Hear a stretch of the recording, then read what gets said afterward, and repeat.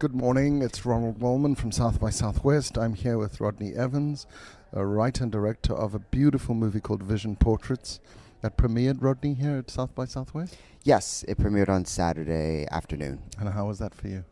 It was great. It was a really amazing, engaged audience. Right. Asked really, really smart questions. And one of the subjects in the film was here with me over the weekend. Who was that? I was Kayla Hamilton, who's the dancer, choreographer. It was a moving portrait of her. Yeah, she's tremendous. Beautiful, and and dazzling. And we were lucky enough to get her to come for the weekend because she actually teaches, so she had to go back on Sunday evening. Right. And then the editor was here with me, and the cinematographer, one of the cinematographers, the main one, was here. She's still here, actually. Oh, that's amazing. Yeah. You've made such a personal movie. Yes. It's so deeply personal, touching, and I was really moved by it. Thank you. Did you know that it would become such a personal expression of... No, I didn't. I mean, I think that was one of the things that was the most challenging things to figure out in the film was my character, frankly. And I didn't quite know how much I was going to be in the film.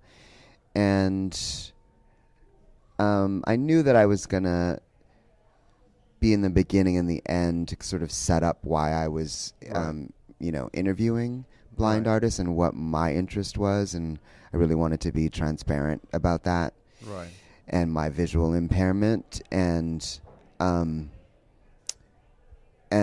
so I had shot a kind of the beginning part that you see in a very different form, that I just had kind of sketched out for grant writing purposes and fundraising purposes, and a lot of people liked that section a lot. And so when I started to put together the assembly, I left room for these interstitial moments when my character would come in, but it was really Hannah Buck, the editor, who came on in the last 4 months that really pushed those segments. And I feel like at that point I needed an objective eye to come in and just really shape my character, because I am really the through line. Exactly, the glue that holds it together. Yeah. Maybe we've jumped a little too far ahead. Yeah, I can talk about what the movie is, yeah, please. if that's helpful. Yeah, I'm so excited.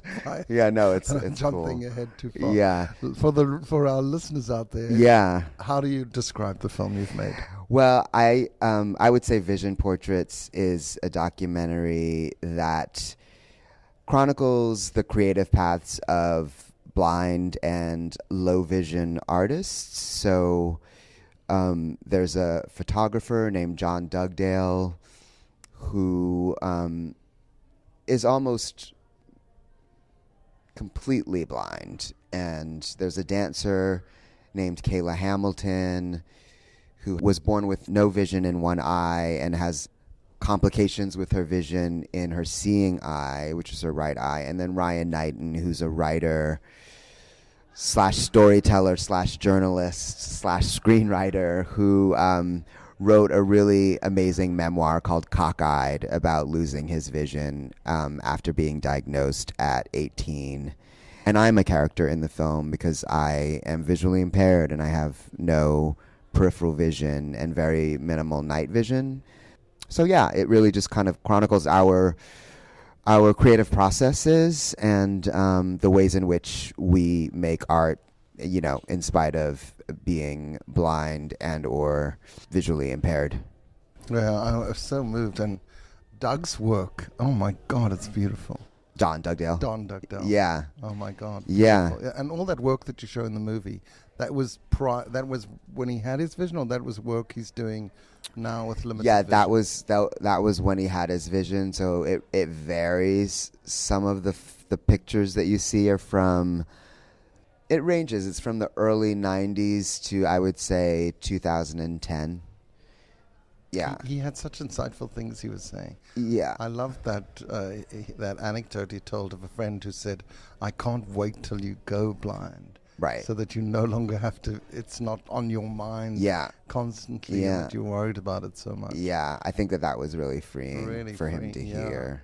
And just also what he sees. Right. You know, I think the common misconception is a blind person just sees darkness. Yeah, and that was interesting for me. Yeah, I'm glad you picked up on that, because I think that's one of the main misconceptions that I really want the film to clarify, that it's not an either or situation. It's not like you're either fully sighted or fully blind. Right. There's a real spectrum in between, you know, what I call the liminal space that I occupy, really, where I have very strong central vision and am able to, you know, function as a filmmaker. And I had done 2 features before making this documentary, you know, in collaboration with crew members, but was able to focus on directing the actors and doing my job as a director. And so, yeah, I mean, I think people see a red and white cane and they just assume that you have no vision at all. And some people react very differently to that. So I've seen a very broad spectrum of reactions to just the visual signifier of the red and white cane, where people will literally physically grab you by the arm and scream, "Stairs!" Right. And you're just like, oh my God, why? Please don't do that. Like, I'm okay. I have like, I literally have to explain I have some central vision, and like, I'm okay. And then some people will be really sweet and they'll just say, "Do you need help crossing the street?" And I'll say, "No, I'm good, but thank you for asking." You know? Right. So it's such an insight into a world that we don't see much of or hear much about. Yeah. You know, contemporary people like you and I in the world of the arts and film, and you just don't hear or see those stories much. No, and I think that there's a lot of fear and shame attached to disability in general. But I think when you work in a visual medium, to acknowledge that you don't have quote unquote perfect full vision, you feel like people are going to judge you. I can't tell you the amount of emails I've had where people are acknowledging the fact to me that they either have vision in only one eye or they have no peripheral vision, and it's always been this thing that they've been really afraid that people will find out about them. And they will potentially lose work, or they will be judged as incapable because people know this thing about them, and how constricting that is, and how you just, it's such a burden. Right. You know? I can't imagine. Yeah. And as so, if your character talks about gay, black, blind. Right. Oh my gosh. And you don't think about it that way. It's like these things you have to deal with. Yeah, but it's also just like, I feel like if someone can't accept the full aspects of who I am, then I really don't want to work with them. Exactly. So in a way, it's kind of a filter for the people that I want to work with. And when you make a film like this, do you use people you've used, your crew? Are they people you've worked with on all your prior movies, so that there's a trust and a shorthand and do you set yourself up around a crew like that, or a team? Yeah. No, I would say I was lucky enough to find those people in this film, people that I grew really close to in the process of making the film, or that I had become friends with right before making it or in the process of making it, and then they became really intense collaborators with me. So, examples of those people would be Kirsten Rossi, who's one of the cinematographers, and the other one is Mark Tumis, and I did have relationships with them before they started shooting. Mark was a student of mine, and I just thought he was really gifted, and and we just stayed in touch. And he was already working at a kind of professional level when he was a student, but he made a really beautiful short we did an independent study together, and I helped him find his lead actress, and I executive produced that short, and so that did really well and was nominated for a Student Academy Award, and played the Tribeca Film Festival, and so he ended up shooting both John's section and Ryan's section.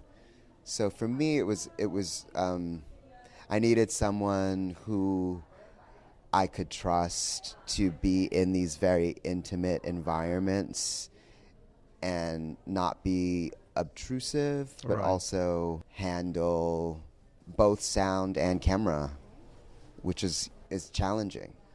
And so we were shooting 2 cameras for every interview and for a lot of the observational footage as well. So sometimes I would be running one of the cameras. Yes, I saw that. Yeah, and then other times Mark or Kirsten would be running the other cameras, and we would design a way that we would shoot, and usually I would stay wide and I would be pretty stationary, like on a tripod, and just be doing pans and tilts and those kinds of things. And they would be much more mobile with the subject and, following Kayla backstage before she goes out on stage, like stuff like that, where I wouldn't be able to get to those places because of my minimal night vision. So it was interesting to see the places that Kirsten could go to, and the access that she had to these moments that Kayla was experiencing through the performance. So, and Kirsten is someone that I met at an artist residency, and I thought her films that she made as a director were really beautifully shot, and she shot them herself. And then I just showed her John's section, which I had edited at the residency, and she had some really positive feedback, and then also some constructive feedback about things that might make the cut work stronger in terms of more seamless, just visually, or just cutting into the details of the photographs, right, and then popping out to the full photograph so that things are a little bit more abstract or ambiguous. Yeah, which is a beautiful thing about the film. It's visually very beautiful, very satisfying. Yeah, and so a lot of that was the collaboration with Kirsten, who I think added a lot of those abstract elements, and a lot of it was just, it was like playing and discovering a visual language that could be the corollary for what a lot of the subjects in the film talked about. So we had to find a cinematic language to sort of bring those stories to life. You really did. Thank you. And those subjects, how did you come to those 3 subjects? Were you looking at many, many more? Did you have to narrow it down? Or? No. It was, well, Ryan I was already friends with, and he had written a screenplay version of Cockeyed, which had gotten into the screenwriters lab at Sundance, and I really loved the book, and I just reached out to Michelle Satter, who's the I believe she's the artistic director of all of the Sundance labs, and I just asked her if there was a director attached to the project, and she said no, and so she really put us in touch. And so I met Ryan in New York in 2008, and we just really clicked. We just became really fast friends. I think we have a very similar sense of humor.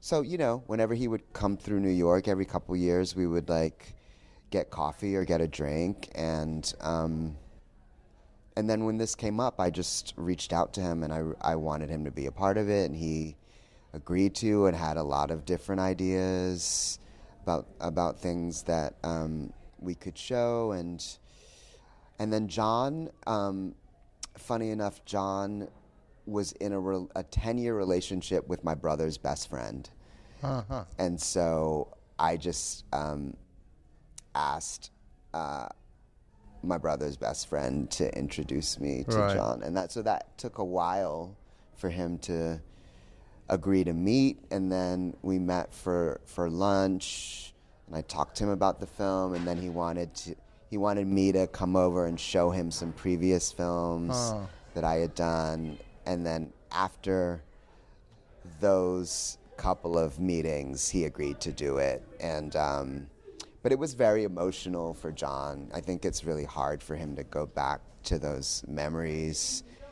And so we had planned to shoot for 3 or 4 days, and then after the first day, he was just so, I think, emotionally drained that he didn't want to continue shooting, and he knew that I was gonna have other people in the film, and knew that it wasn't just about him. And he was like, I think I gave you a lot yesterday, and it's nothing personal. It's nothing about you or Mark. You guys are lovely, but it takes a lot out of me to go through my past and the history and talk about, who's in the photographs. And, because his work's beautiful. I had never seen it before. It's tremendous, but it's also...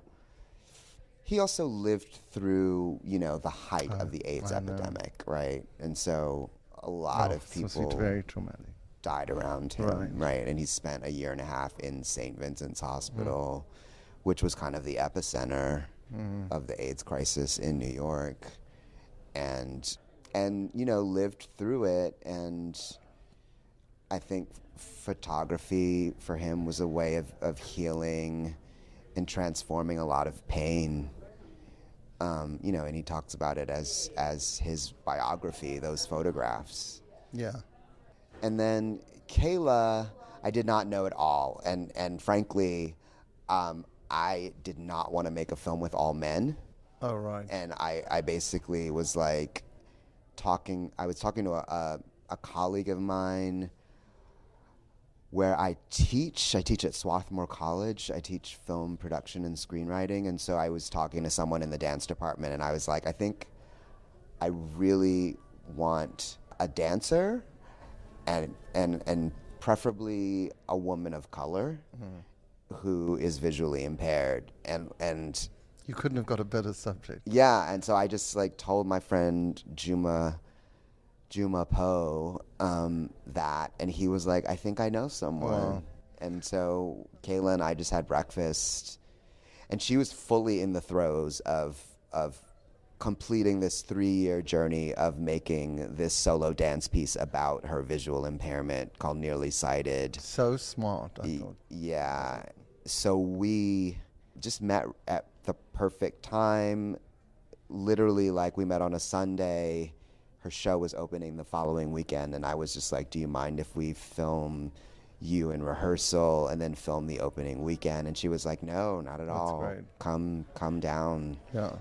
And so so that happened really quickly. And so it was different for each person. But those people give this film such power because they are so unafraid to be completely authentic and honest and open with you. Yeah. I mean, when she said, she thought about killing herself. Yeah. Oh my God, that's so deeply touching and personal, and I was so moved by that. Yeah. That they're comfortable with that kind of confession. Right. And that, everyone in their own way was so insightful about the subject. Yeah. And also so honest and open themselves. Yeah. That, my God, the film, and then of course with you, they're anchoring it all and pulling it together. Yeah. It's such a powerful piece. Thank you. Yeah. I mean, I think the part of that is just as a filmmaker, when you're willing to be open and honest and vulnerable with people, they are willing to go there with you. Right. So I was very free with sharing my experiences, good, bad, and in as between. you are in the film, Yeah, and so they saw that. And I think just the fact that I was an insider, I knew what their experiences was, I lived their experiences, it just became just a fast way to sort of like really cut to a lot of the hardcore emotions that we go through as visually impaired and blind artists. It's a common language and common experiences, and we all have a relationship to the cane, frankly. Like how long we went before acknowledging that we needed to use one. Was it your character spoke about your mother who gave you a walking stick and not a cane? Yes. Yeah. That's a touching story. Yeah.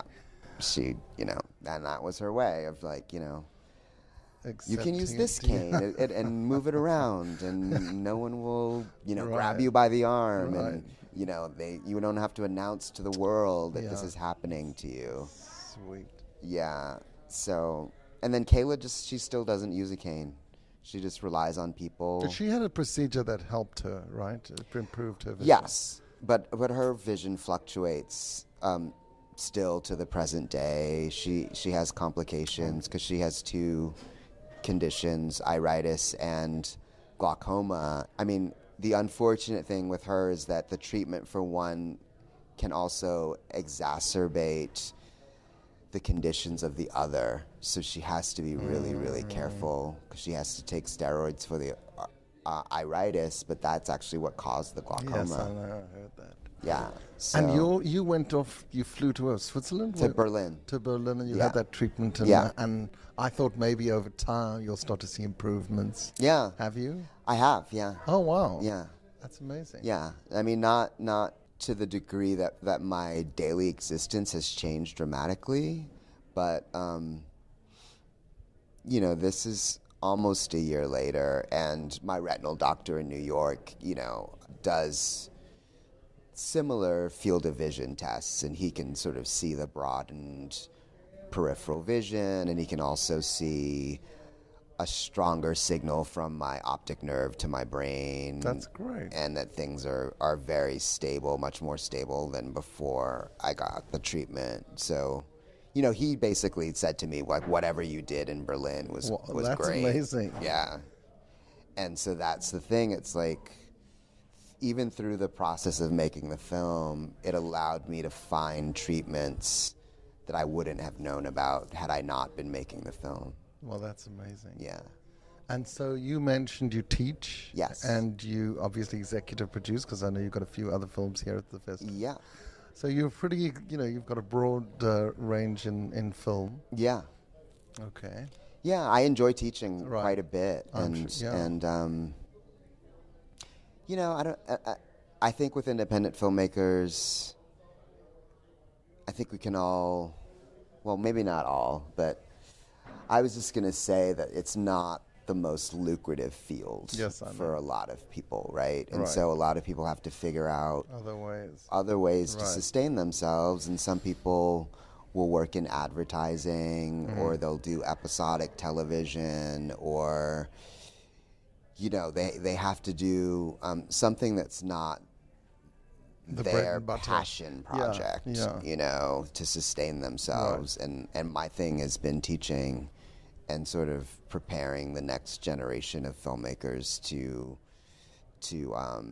really tell stories that they're passionate about, but also have the skill set to tell those stories in a sophisticated, nuanced, cinematic way. And so I adore my students. And so one of my students from Swarthmore is here with a short film called May.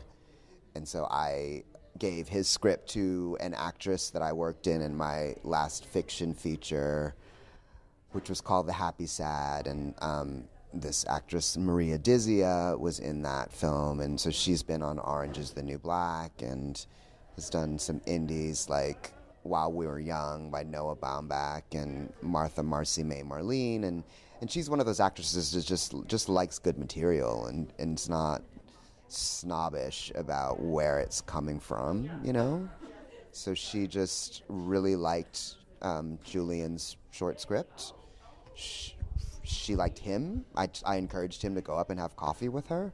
That's great. And she ended up doing it, and it's really great short film playing here. That's amazing. So that you're putting back like you are. Yeah. So I just sat in the audience, just kind of beaming with pride yesterday. Beautiful. Because it was him and the DP was also a student of mine as well. So it was great to just see them. Rodney, thank you for flourishing. talking to us, man. Oh, of course. And thank you for all you're doing for independent film. Oh, it's my pleasure. And I hope everybody goes to see Vision Portraits. I Thank loved you. it very much.